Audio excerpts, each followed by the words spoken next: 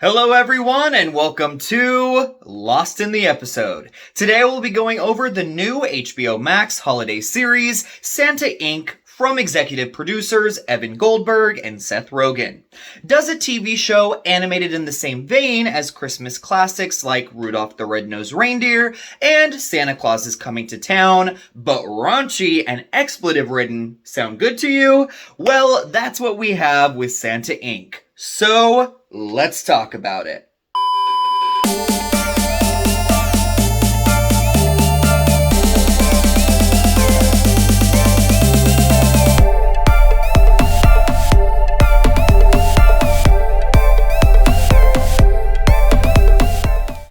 Santa Inc. is created by Alexandra Rushfield and stars the voice talents of Sarah Silverman, Leslie Grossman, Gabourey Sidibe, Nicholas Braun, Craig Robinson, Maria Bamford, Joel Kim Booster, and Seth Rogen.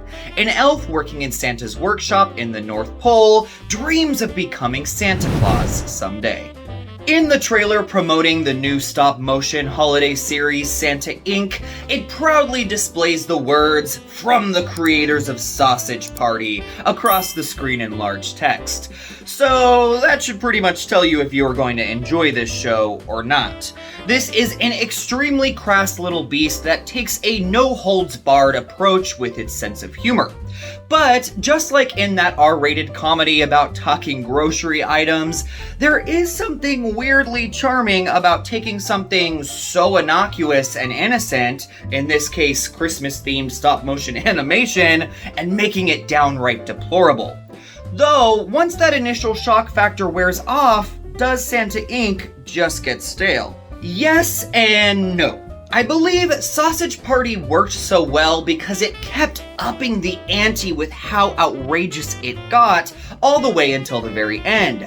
And it also ran a mere hour and 29 minutes, so it never really overstayed its welcome. Unfortunately, with this new series, it starts rearing its crude head immediately, and thus begins the 8 22-plus minute episodes of the same type of lowbrow humor. I truly believe this would have worked far better as a feature film, rather than an ongoing show. That's not to say that it isn't funny, because Santa Inc. certainly can be at times. It's just that an overabundance of vulgar humor for such a long period of time can get tiring. One thing that I appreciate with this series, however, is the fact that the showrunner and writer of these episodes is a woman. So often, as in nearly 100% of the time, raunchy humor is cultivated by males for males. So it is nice to get that feminine point of view here.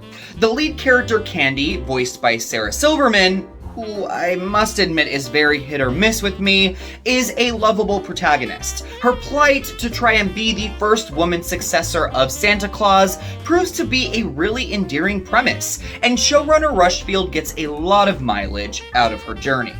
The voice cast is also truly fantastic.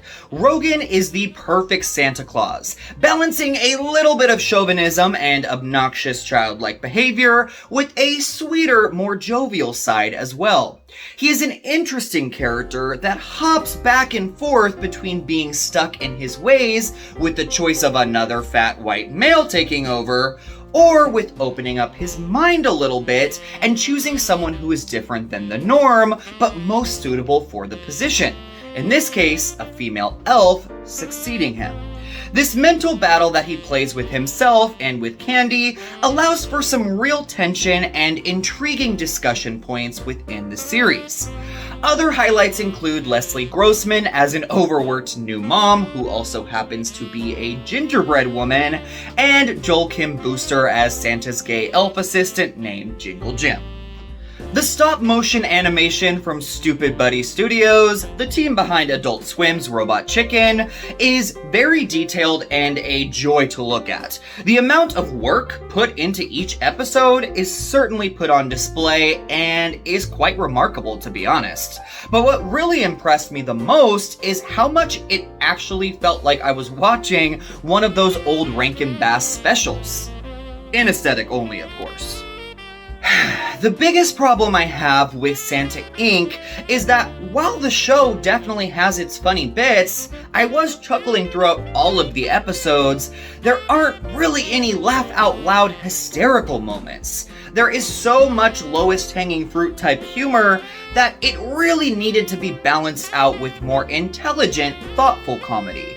I found this series to be seriously lacking in that department. I also got irritated very quickly by all of the F-bombs and see you next Tuesdays being thrown around constantly. It's like, we get it. This is a mature adult program and you can get away with saying whatever you want. But the expletives don't have to be every other word for us to get that point. Now that leads me to this. If full frontal elf nudity, cute Christmas characters on crystal meth, gay sex with snow angels, Santa talking about nutting Mrs. Claus, and full-on Easter Bunny massacres sound like a fun time, then Santa Inc. is most certainly for you. If not, then stay far, far away. So I will be giving Santa Inc.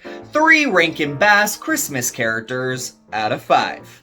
While this misses the mark from being a go-to Christmas tradition because of its mixed bag of predictable humor, Santa Inc. is still a creative, nicely animated, and wonderfully voiced series that could be a fun way to pass the time with a group of friends who enjoy some seriously raunchy comedy.